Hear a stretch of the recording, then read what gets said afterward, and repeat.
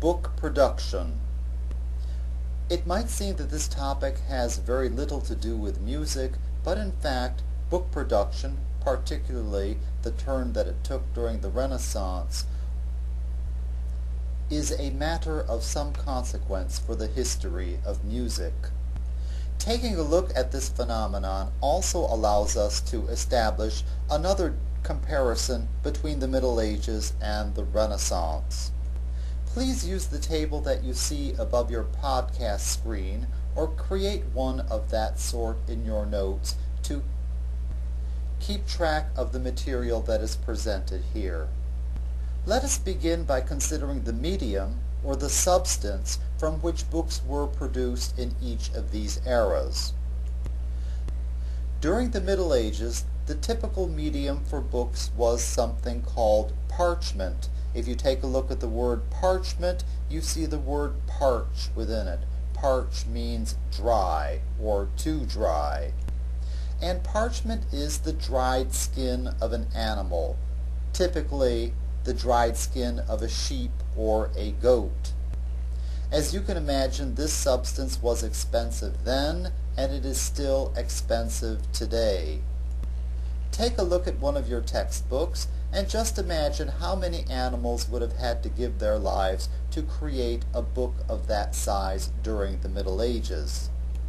The Renaissance, however, saw the advent of paper production in the Western world, and it became the typical medium for books from that time onward. Paper is created of small particles of something. In the Renaissance, it was clothing fibers that were dissolved in a solution, poured into a mold, and thus sheets were made on which one could either write or print.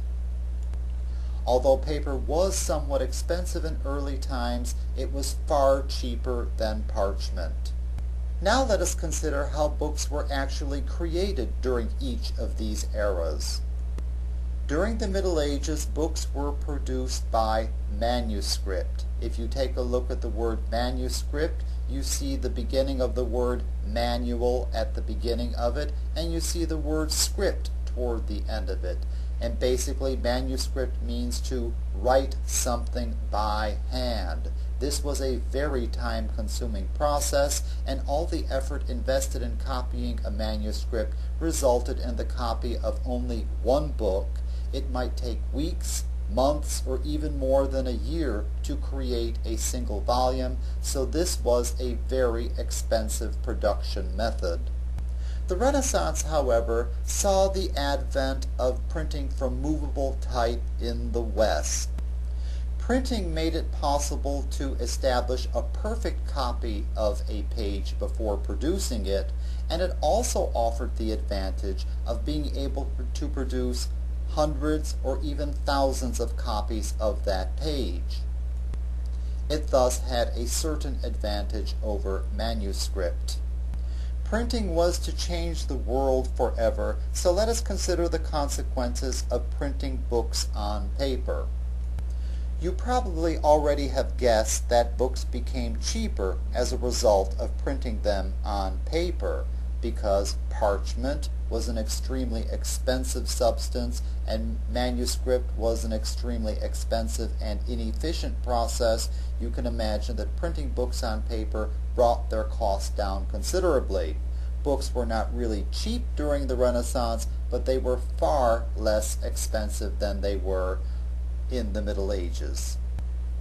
Because printing on paper made it possible to create many copies of books and to distribute them broadly, ideas and music were transmitted more rapidly and more broadly than ever before. Indeed, this is why our culture in the West progressed so quickly in terms of technology. Ideas were shared, ideas could be tested, and ideas could be put to use very shortly after they were originated. Because words and music could be distributed so quickly and so broadly, it had an impact on the reputation of their creators. In fact, authors and composers were able to become more famous more quickly during the print era than they ever could have during the Middle Ages. Although the first significant example of printed music is the Ode Hecaton Musices, printed by Ottavio Petrucci in Venice in 1502, all you need to know about the history of music printing is that it begins around the year 1500. In fact, people, that date is very important, so make sure that you remember it.